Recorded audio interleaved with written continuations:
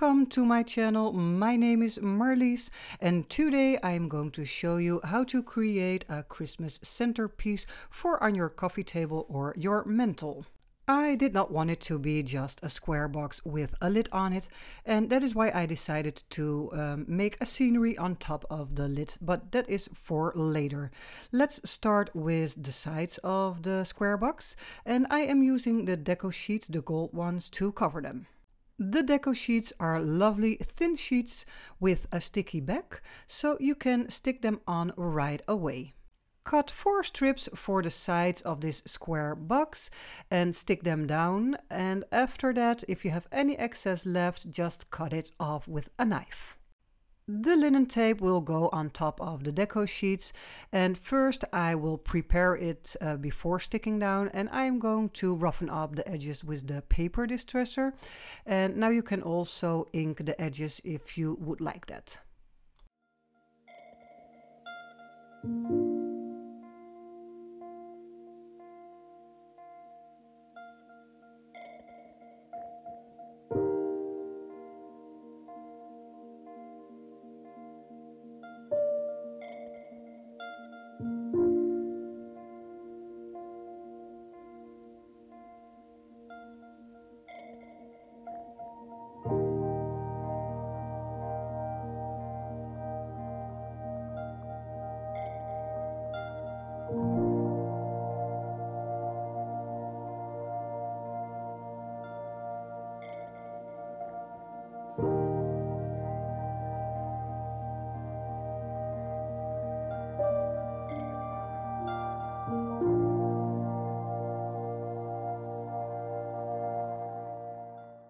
I am working on the inside of the box right now. I chose a nice Christmas pattern from the backdrops from Holtz.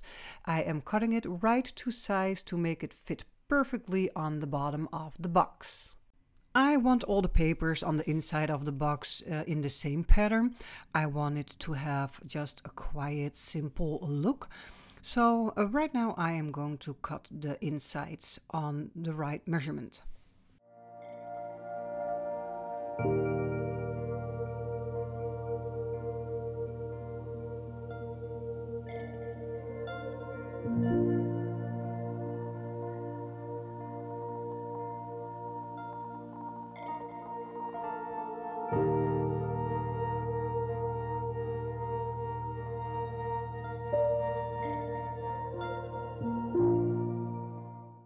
On the paper, I always do some repetitive steps. One of them is using the paper distresser to roughen up the edges. A second thing is to ink the edges with a brownish ink. And the third thing is to stitch along the sides. So that is what I did in the meantime. So right now, these pieces are ready to be glued down. For the gluing part, I am using the Holtz Distress Collage medium. I really love this medium. It is thin and very spreadable, and the paper adheres very easily.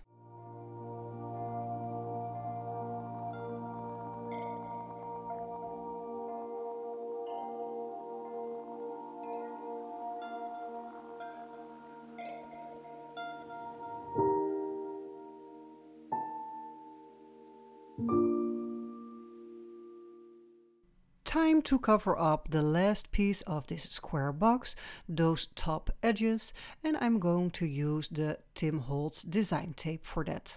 The tape is a good fit for those edges, and they come in a pack of multiples, so you can even choose your own best design for your project.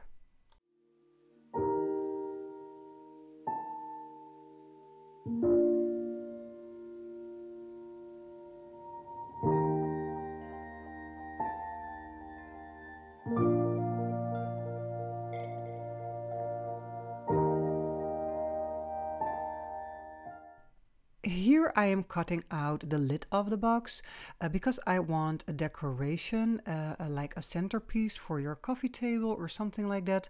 It needs to be closed, so I have some gray board. I traced the sides of the box and I'm cutting it out. Only a loose lid will not cut it for this project because then it will slide off on top. So I also had to think about a way of making it closed and stay closed, and that the decoration will stay on top.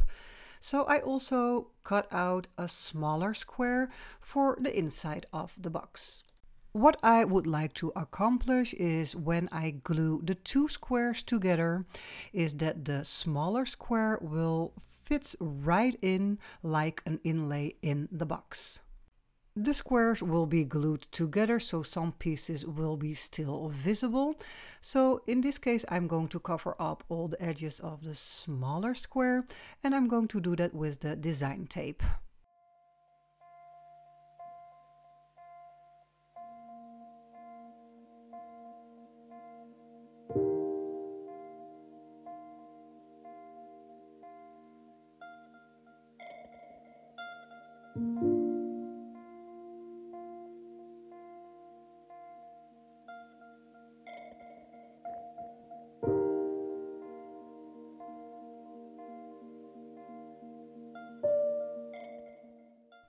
Because I use this paper on the inside of the box and the little square will also be a part of the inside of the box, I'm going to use this paper again to cover up the smallest area that was left over on this square.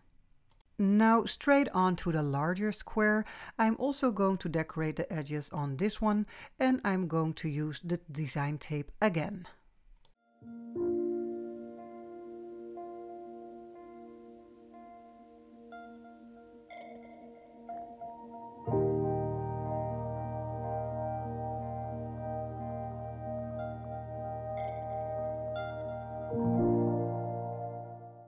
Of course, we have to stain it a little bit, so I am going to use the old paper distress ink, put something on my craft mat, just wet it with some water and dip your project in.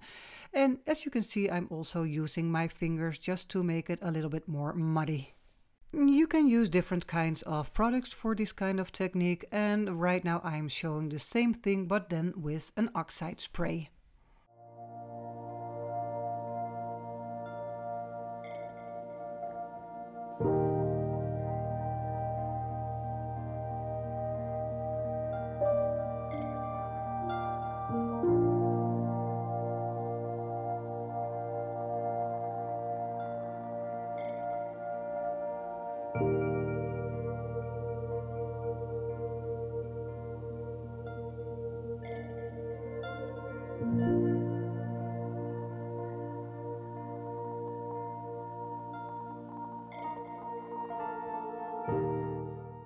There are easily small things that you can forget to do or decorate. This is one of them. These are the edges of one of the squares, and I am painting them red because of the red tape.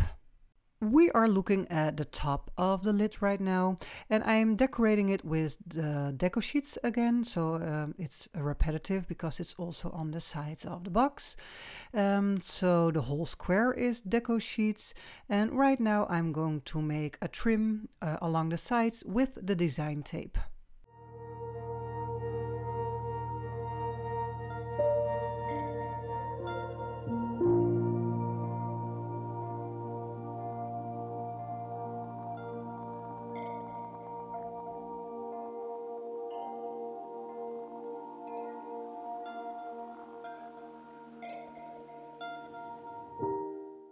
I am going to glue the two squares together. First of all, I put a fabric strip inside of the box, then pushed the little square a little bit in the inlay. To glue the two pieces together, I am using just regular bookbinder's glue, and that is a good fit to adhere gray board and another piece of gray board together.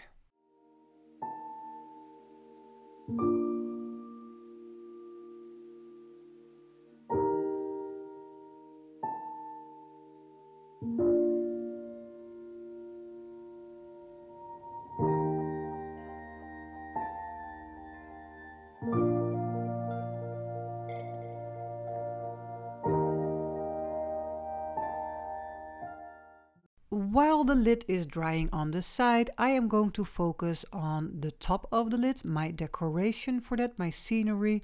And I am starting off with the mini woodland trees and I'm going to color them.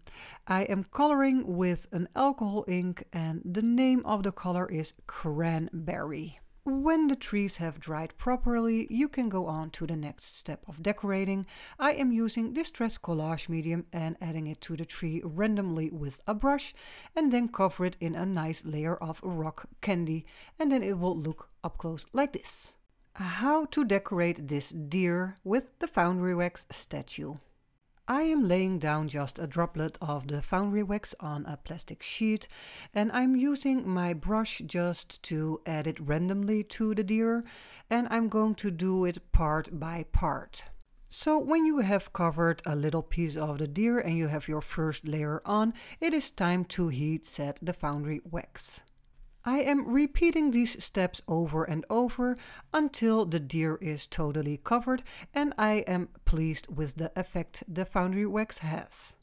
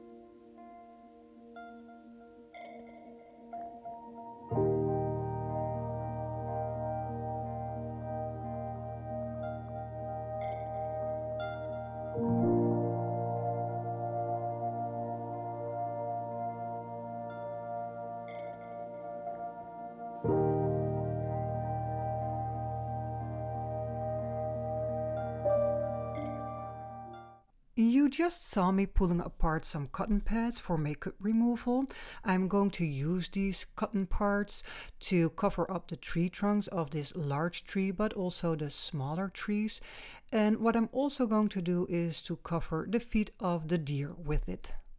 By doing this, it is my intention to give them a first layer of snow and that the trees and the deers are in the snow and not on the snow. And because this is only the first layer, there is more than enough time and room to add some more layers later on when you are all assembling it on the lid.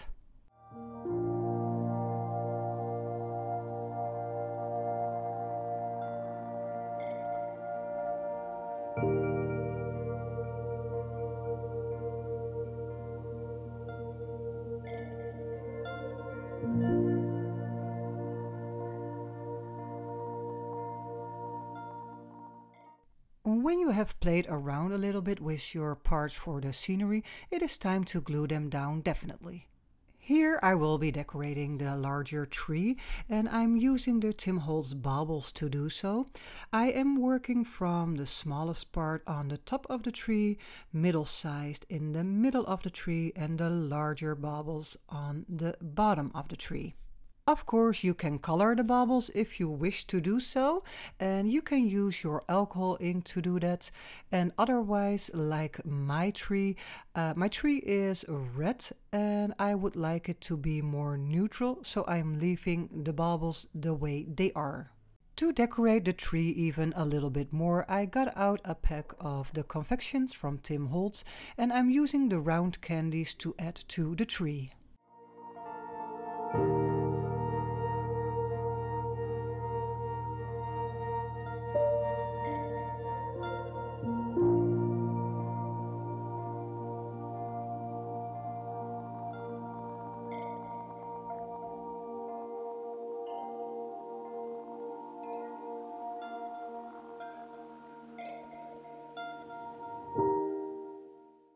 I played around a little bit more with the smaller trees and the deers, and I was missing something, so I got out some wood slices from Tim Holtz and I'm just going to add another piece of cotton pad on the bottom of the slices just to give it an overall matching look with the trees. You can see that my basic elements are already there, the large tree and two smaller trees. So the next footage is all about how I am going to apply more to my scenery and build up the layers.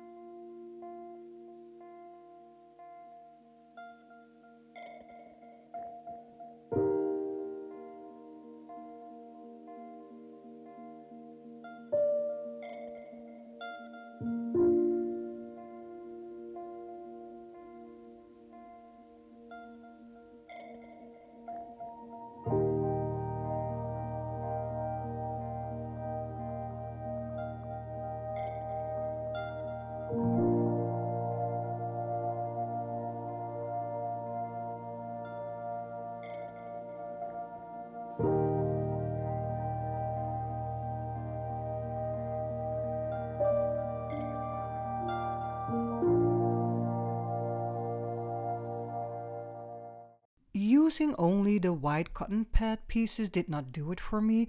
I thought it was a little bit too much white, so I wanted to add something extras to it. And I was thinking about the forest in winter time. So what do you see over there? And then you can see those wood slices, some moss and maybe some branches sticking out of the snow, or they have a little layer of snow on top of them. So right now I'm going to recreate such kind of scenery.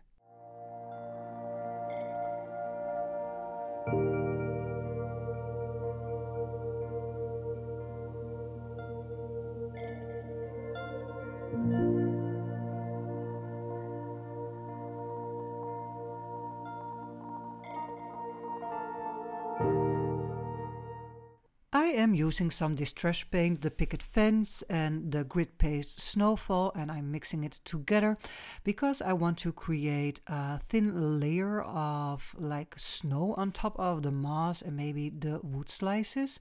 So I thought I would do that with a brush, but it turned out to do it in a better way and randomly with my fingers. When starting out with such a layer, I always start carefully because there is always more that you can add and more things that you can adjust. This mixture could be very well used also on the trees. And that is what I am doing here. I am adding it to give it a very snowy look.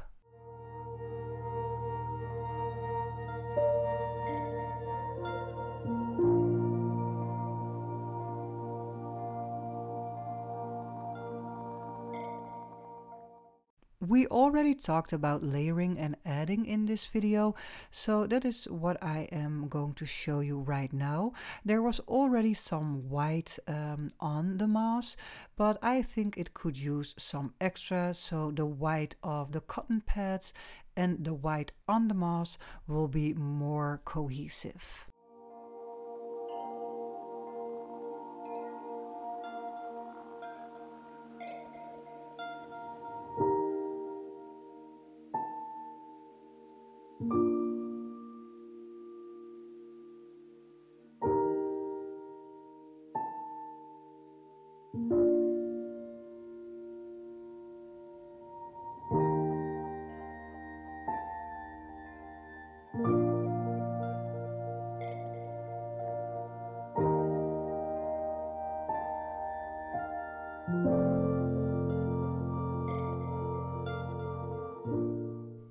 I found these cute little pine cones in my own stash and I think they fit okay in this project. The size is wonderful. So I'm adding them with the glue gun, and while doing that I was thinking my paint, the white paint that I just added, is still a little bit wet. Why do I not throw some rock candy on top of it so it will have a nice little sparkle all over the scenery? This is also a step that you can repeat and repeat until you are happy with the amount of rock candy that is on top of your project.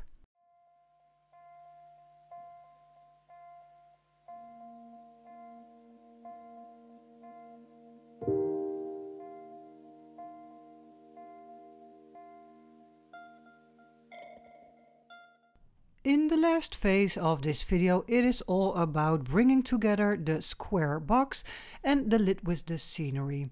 And that means that I am adding some white splatters because there is also some white snow on the lid. And I would like to make a nice little bow on the square box to make it even more like a gift.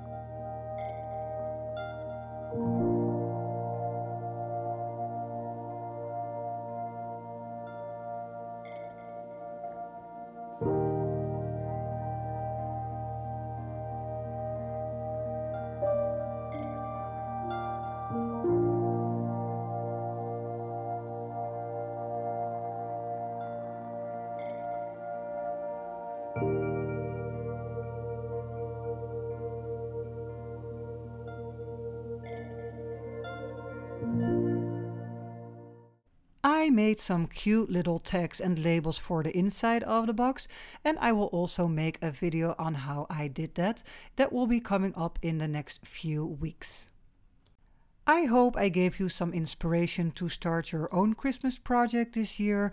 If you like my content and my videos, please like, subscribe or comment down below.